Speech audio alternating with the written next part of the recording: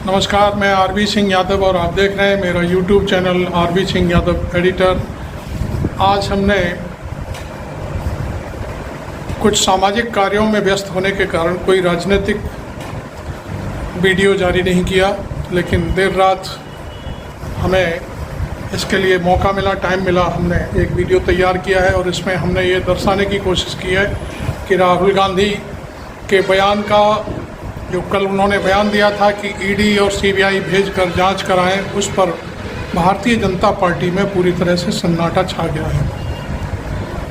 और साथ साथ हम यह भी कह सकते हैं कि आज नरेंद्र मोदी ने कल जो झूठ बोला था, उससे पहले भी जो लगातार झूठ बोल रहे थे, आज कोई झूठ नहीं बोला।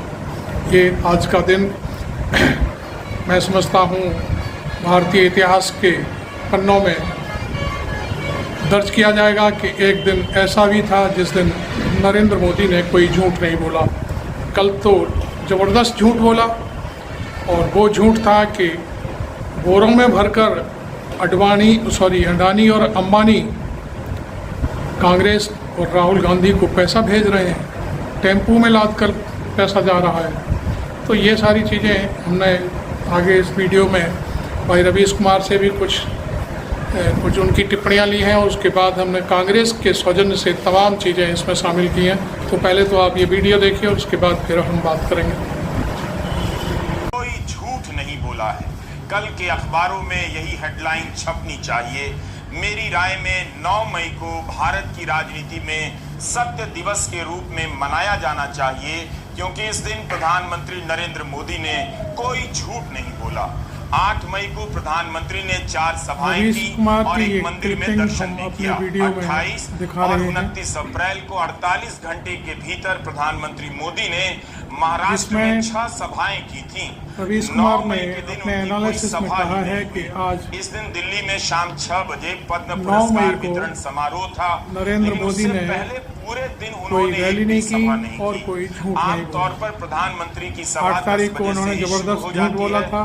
10 बजे से लेकर 8 घंटे तक उन्होंने एक भी बीजेपी में सन्नाटा पसर गया। एक भी झूठ नहीं बोला। प्रधानमंत्री मोदी के ट्विटर हैंडल पर भी कोई सूचना नहीं है। उन्होंने अंबानी और अडानी को लेकर भी कोई ट्वीट नहीं किया है। थोड़ी देर के लिए मन घबराया था कि कहीं अंबानी अडानी का नाम लेने के बाद खुद को आराम तो नहीं दे रहे। भले ये दोनों टेम्पो से पैसा भिजवाने का काम करते हों, लेकिन दोनों पावरफुल तो है ही। जिनके पास प्राइवेट प्लेन हो, इतने सारे चैनल हो, उन्हें कम नहीं समझना चाहिए। वे अगर टेम्पो चलवा सकते हैं तो किसी को गाड़ी से उतरवा भी सकते हैं। वैसे अपने प्रधानमंत्री किसी से कम नहीं और हर किसी से ज्यादा ताकतवर हैं। 10 मई को प्रधानमंत्री मोदी की 3 सभाएं लगी, तो क्या उम्मीद की जाए कि वे शुक्रवार को किसी सभा में उस टेम्पो को पेश करेंगे, उन बोरियों को पेश करेंगे जिनमें नोटें भरकर कांग्रेस को पहुंचाई गई। हमने खुद से भी खोजने का बहुत प्रयास किया और किसी को भेजा भी कि वे जाकर दिल्ली में चलने वाले ऑटो की छानबीन करें, लेकिन जिन्हें भेजा वही नाराज हो गए कि ऐसे कोई किसी भी ऑटो की जांच नहीं कर सकता है, ये काम ईडी का है और सीटी आप हमसे बनवा रहे हैं। हमने भी कहा ऑटो छोड़ो, कार से घर आ जाओ। बड़े लोगों की पर्सनल सवारी पर नजर वैसे भी नहीं डालते, उनसे दूर ही रहो। बंदा झट से वापस आ गया। किसी ने इस ऑटो का फोटो भेज दिया कि विक्रम का पुराना मॉडल भी इस्तेमाल में लाया गया होगा, लेकिन कई जगहों पर पता किया यह ऑटो नहीं मिला। पता चला कि इस पर कई साल पहले रोक लगाई जा चुकी है। टेम्पो की तलाश करते करते अब लोग भारत के प्रधानमंत्री से ही पूछने लगे हैं। वही बता दें आखिर किस टेम्पो में अंबानी और अडानी ने बोरियों में नोट भरकर कांग्रेस को पहुंचाए। किसी को समझ नहीं आ रहा है कि प्रधानमंत्री मोदी ने अडानी और अंबानी पर इतना बड़ा आरोप क्यों लगाया। यह भी समझ नहीं आ रहा कि प्रधानमंत्री के बयान के बाद बीजेपी ने कोई फॉलो अप प्रेस कॉन्फ्रेंस क्यों नहीं की, न्यूज चैनल डिबेट क्यों नहीं कर रहे हैं, क्यों बीजेपी की तरफ से कोई आधिकारिक बयान नहीं आ रहा। उन्होंने ऐसा आरोप क्यों लगाया कि किसी को कुछ समझ नहीं आ रहा, बोला नहीं जा रहा। राहुल गांधी ने तो 8 मई को ही वीडियो जारी कर चुनौती दे डाली। बीजेपी ने अभी तक उनकी चुनौती पर कोई आधिकारिक प्रतिक्रिया नहीं दी है, ना चुनौती को स्वीकार किया है कि ठीक है, अगर ये आरोप है तो हम ईडी को अंबानी और अडानी के दरवाजे भेजकर दिखा देंगे, हम किसी से डरते नहीं हैं। अरे भाई, ऐसी आवाज नहीं चलेगी। प्रधानमंत्री मोदी की आज तो कोई सभा थी नहीं, तो आज उन्होंने झूठ बोला नहीं, लेकिन अमित शाह और जेपी नड्डा ने कई सभाएं की। प्रधानमंत्री ने तेलंगाना के करीमगंज की रैली में अंबानी और अदानी पर बोरियों में नोट भरकर कांग्रेस को पहुंचाने के आरोप लगाए। अमित शाह आज उसी तेलंगाना के दूसरे हिस्से में सभा कर रहे थे। प्रधानमंत्री राहुल गांधी का नाम कभी नहीं लेते, शहजादा कहते हैं, मगर अमित शाह ने तेलंगाना की रैली में साफ साफ कहा कि यह चुनाव नरेंद्र मोदी बनाम राहुल गांधी का चुनाव है। पिछले चुनावों में यही अमित साहब 24 का जो चुनाव राहुल गांधी को पप्पू कहते ये राहुल गांधी वर्सेस नरेंद्र मोदी का बाबा चुनाव कहते थे, राहुल बाबा। भाई और बहनों, ये चुनाव राहुल गांधी की चाइनीज गारंटी के खिलाफ मोदी जी की भारतीय गारंटी का चुनाव है। तेलंगाना के भोंगीर की सभा में अमित शाह ने कई आरोप लगाए, मगर उन्होंने भी अंबानी और अदानी वाले आरोप को नहीं दोहराया, ना किसी प्रकार से जिक्र किया, ना ही उनके नाम से समाचार जगत में कोई बयान गूंज रहा है कि अमित शाह ने अंबानी अदानी के आरोप को लेकर कुछ बोला है। ये चुप्पी क्यों पसर गई? क्या बीजेपी भी सन्नाटे में है कि इस पर किसे चैलेंज करें? ईडी को चैलेंज करें कि जाओ जाकर राहुल गांधी और अंबानी अदानी के घर जाकर वो टेम्पो ले आओ, बोरियां तो कम से कम लेकर आओ, भले नोट खर्च हो गए होंगे। प्रधानमंत्री का यह एक ऐसा बयान है जिस पर बीजेपी को समझ नहीं आ रहा कि इसके बाद कांग्रेस पर हमला कैसे करें। बीजेपी को कम से कम राहुल गांधी की चुनौती का जवाब देना ही चाहिए था। नमस्कार मोदी जी, थोड़ा सा घबरा गए क्या? नॉर्मली आप बंद कमरों में अदानी जी अंबानी जी की बात करते हो, पहली बार आपने पब्लिक में अदानी अदानी अंबानी बोला। और आपको ये भी मालूम राहुल कि ये गांधी टेम्पो में पैसा देते हैं, क्या ये आपका पर्सनल एक्सपीरियंस है क्या? एक काम कीजिए, सीबीआईडी को इनके पास भेजिए ना, पूरी जानकारी करिए, इंक्वायरी कराइए, जल्दी से जल्दी कराइए, घबराइए मत मोदी। और मैं देश को फिर से दोहरा के कह रहा हूँ, जितना पैसा नरेंद्र मोदी जी ने इनको दिया है ना, उतना ही पैसा हम हिंदुस्तान के गरीब लोगों को देने जा रहे हैं। महालक्ष्मी योजना, पहली नौकरी पक्की योजना, इन योजनाओं के माध्यम से करोड़ों लाखपति बनाएंगे। इन्होंने 22 अरबपति बनाए, हम करोड़ों लाखपति बनाएंगे। जाहिर सी बात है, अंबानी अदानी के पीछे ईडी भेजने की चुनौती बीजेपी कैसे अपने स्तर पर स्वीकार कर ले? प्रवक्ता को अभी कई चैनलों में जाना है या नहीं जाना है, इसलिए बीजेपी ने राहुल गांधी के बयान को अनदेखा कर दिया, जबकि राहुल गांधी के हर बयान पर बीजेपी के नेताओं की प्रतिक्रियाएं बहुत जल्दी आती हैं। 9 मई की सुबह कई घंटे तक जब कोई बयान नहीं आया तो दोपहर 1 बजे जयराम रमेश ने ट्वीट किया कि 1 बज गए हैं और प्रधानमंत्री ने झूठ बोलना शुरू भी नहीं किया। उनका टेम्पो इतना लो क्यों है? क्या वे अपने दोस्तों को अब मनाने में लगे हैं जिनके बारे में पूरे देश को बता दिया है कि दोनों काले धन की जमाखोरी करते हैं? लोग परेशान हैं, बिल्कुल भयभीत हैं। कांग्रेस लोगों को प्रवक्ता लग रहा है कि अपनी हार को देखकर घबराकर नरेंद्र मोदी तो अपनी आंख की पुतली, अपने जिगर के कलेजे के टुकड़े, अपनी परछाई को अगर कुर्बान कर सकते हैं तो हम क्या चीज हैं? हमारी आहुति तो पहले दे दी जाएगी। इससे पार्टी में और सरकार में आतंक है और सबसे ज्यादा डरे हुए अमित शाह जी हैं, बहुत डरे हुए हैं। उनको लग रहा है भैया ये आदमी तो अपनी आंखों की पुतली, अपने जिगर के टुकड़े, अपनी परछाई को कुर्बान कर देता है, मैं क्या चीज हूं? हार दिखी नहीं कि इन्होंने स्वाहा कर दिया अडानी अंबानी को, अपनी परछाई को, अपने अक्स को स्वाहा कर दिया जिस आदमी ने, उससे पूरी पार्टी डरी हुई है। अजीब है कि इतने बड़े आरोप के बाद बीजेपी शांत है और कांग्रेस अकेले आक्रामक हुई जा रही है। प्रधानमंत्री ने टेम्पो को इस चुनाव का लोकप्रिय शब्द बना दिया। शब्दों के खिलाड़ी टेम्पो का अलग अलग तरीके से इस्तेमाल कर रहे हैं। कांग्रेस ने यह फोटो ट्वीट किया है, इसमें एक टेम्पो के आगे अदानी और अंबानी एक साथ खड़े हैं, पीछे लिखा है अदानी टेम्पो सर्विस और ट्वीट में लिखा है हमारे यहाँ काला धन इधर से उधर किया जाता है, एक बार सेवा का अवसर अवश्य दें, धन्यवाद। इस ऑटो में बोरियां नहीं है बल्कि सूटकेस है। प्रधानमंत्री ने बोरियों में नोट भरकर भेजने की बात की थी, इनके पास सूटकेस कहां से आ गए?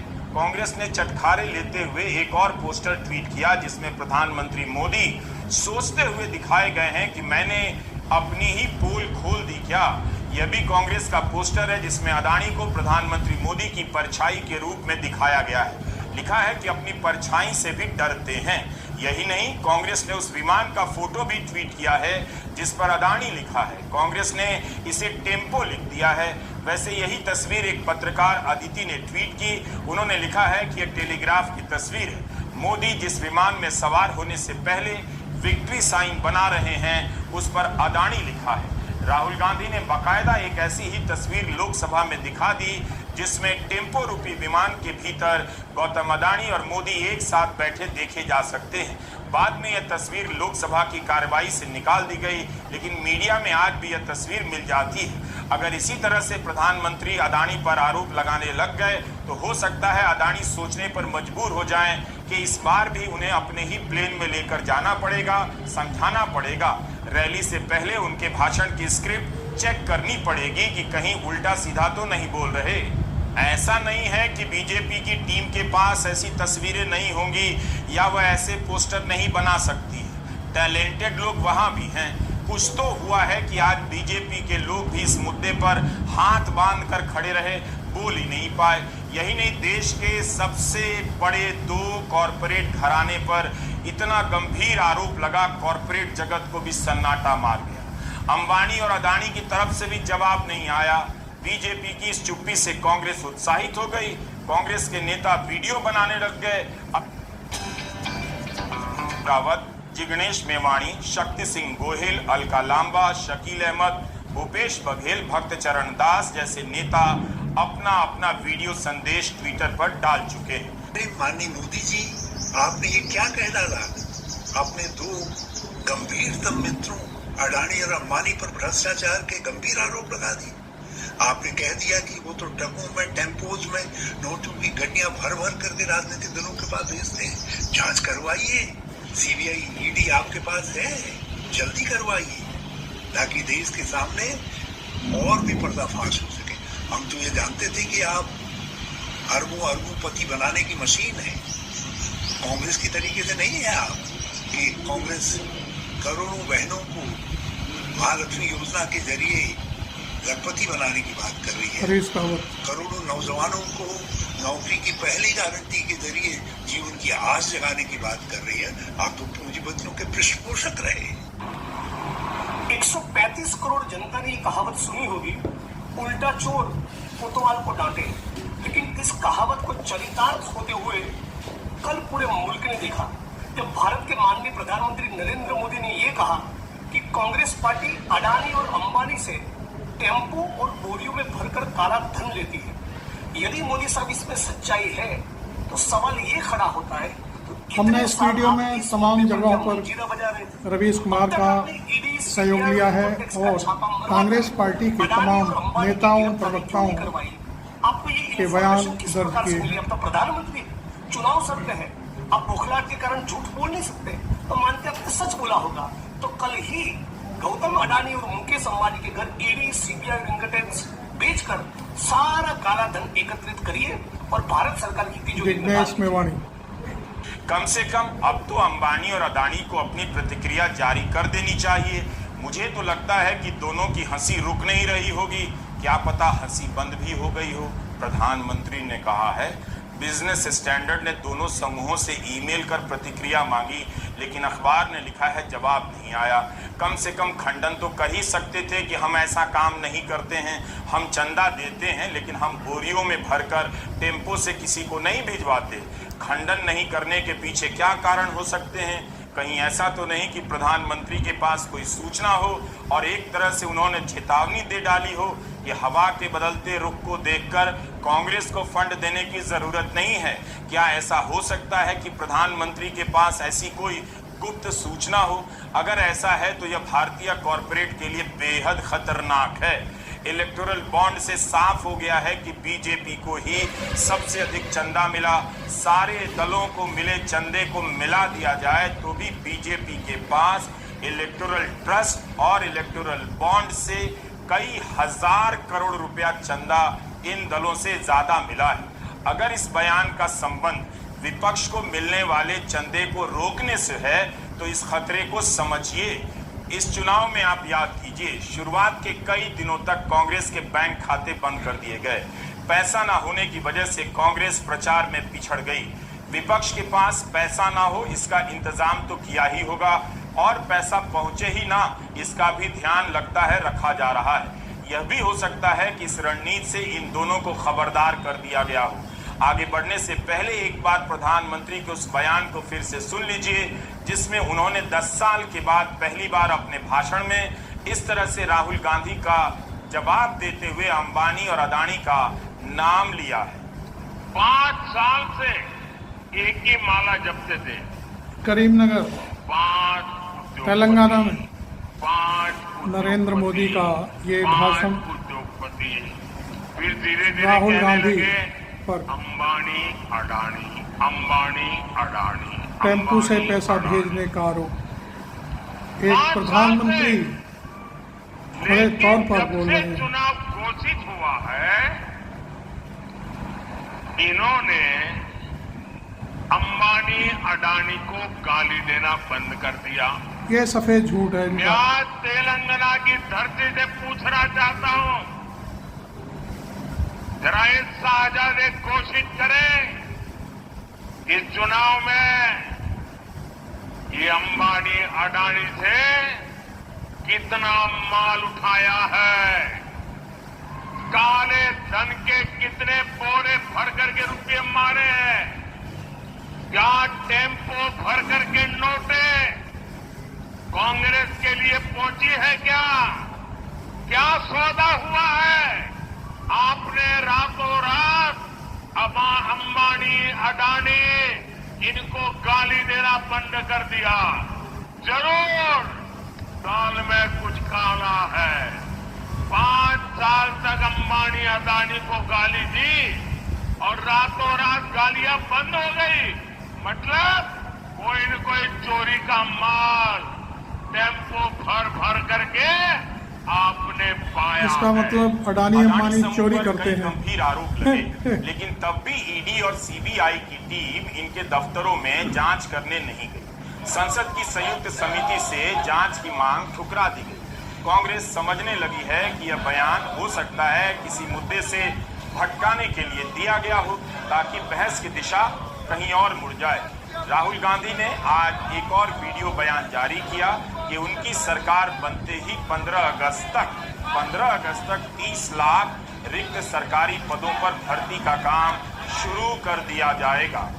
देश की शक्ति, देश के युवा, नरेंद्र मोदी के हाथ से चुनाव निकल रहा है। कांग्रेस के सौजन्य वो से स्लिप कर रहे राहुल हैं गांधी का ये और वीडियो। हिंदुस्तान के प्रधानमंत्री नहीं बनेंगे। उन्होंने डिसीजन ले लिया है कि अगले 4-5 दिन में आपके ध्यान को भटकाना है, कुछ ना कुछ ड्रामा करना है। आपके ध्यान को भटकना नहीं चाहिए। बेरोजगारी सबसे बड़ा मुद्दा है। नरेंद्र मोदी जी ने आपको कहा था कि 2 करोड़ युवाओं को रोजगार देंगे, झूठ बोला। नोटबंदी की, गलत जीएसटी लागू की और सारा का सारा काम अदानी जैसे कांग्रेस लोगों के ने किया। एक्स हैंडल से हम भर्ती भरोसा ये स्कीम ला रहे वीडियो हैं। हम 4 आपको जून को आप तक पहुंचा रहे हैं। गठबंधन की सरकार आ रही है। 15 अगस्त तक भर्ती भरोसा स्कीम में 30 लाख युवाओं को रोजगार देने का काम शुरू हो जाएगा। ऐसा कभी नहीं हुआ कि प्रधानमंत्री का बयान आते ही उनके बयान का इस तरह से ऑपरेशन कर दिया गया हो। तुरंत ही कई सारे पत्रकारों ने राहुल गांधी के बयानों को लेकर ट्वीट करना शुरू कर दिया कि राहुल ने इस चुनाव के दौरान अंबानी और अदानी का नाम लेना कभी बंद ही नहीं किया, प्रधानमंत्री गलत बोल रहे हैं। इंडियन एक्सप्रेस और बिजनेस स्टैंडर्ड ने फैक्ट चेक किया है कि प्रधानमंत्री की यह बात झूठी है।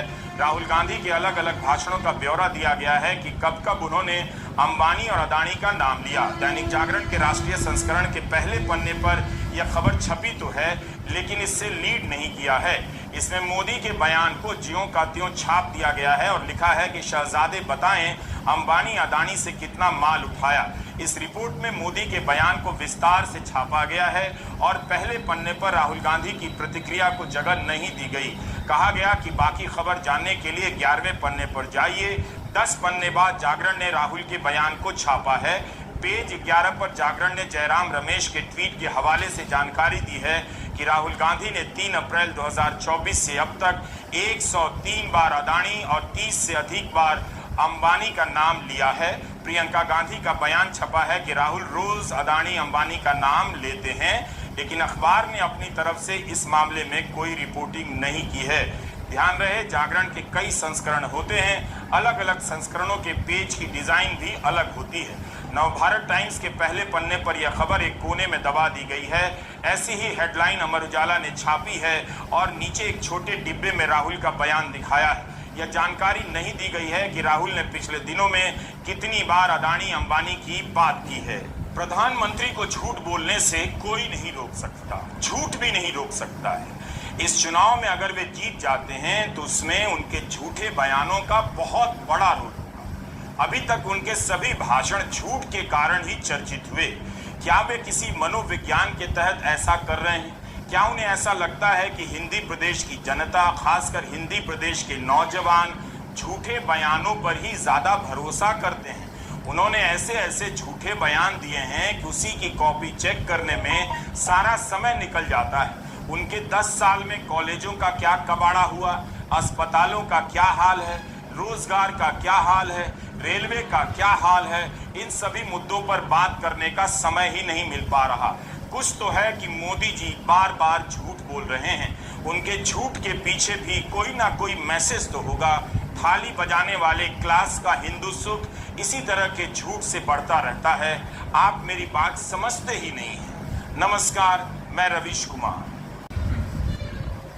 आपको ये हमारा एनालिसिस कैसा लगा आप ज़रूर बताएं। और नरेंद्र मोदी की जो छवि है, क्या इससे बिगड़ी है या बनी है, ये बात भी आपको यहाँ बतानी होगी। तमाम दर्शक हैं, हमें यहाँ हमारे चैनल पर जब हम लिखते हैं, बोलते हैं तो गालियाँ भी देते हैं। हमें इन सब चीज़ों की कोई परवाह नहीं करते, क्योंकि हमारी पत्रकारिता एकदम स्वच्छ और बराबर लेवल की है। हम सभी को बराबर सभी का नाम लेते हैं और सभी की जो कमियां होती हैं उन्हें गिनाते हैं। तो आपने ये पूरा भाषण, पूरा वीडियो जो हमने बनाया था उसको देखा, और अब आपकी बारी है कि आप हमें अच्छा और बुरा होने की तकलीफ़ देते हुए बताएं कि ये वीडियो हमने ठीक बनाया या गलत बनाया। तो मैं समझता हूँ आपको ये पसंद भी आया होगा, और बाकी आपके हम कमेंट्स का इंतज़ार करते हैं। लेकिन आप मेरे चैनल को सब्सक्राइब ज़रूर करें, जिससे आपको मैं अगला वीडियो बना करके यहाँ पोस्ट करूँ तो आप तक ज़रूर पहुँच जाए। Thank you very much. मैं आरबी सिंह यादव।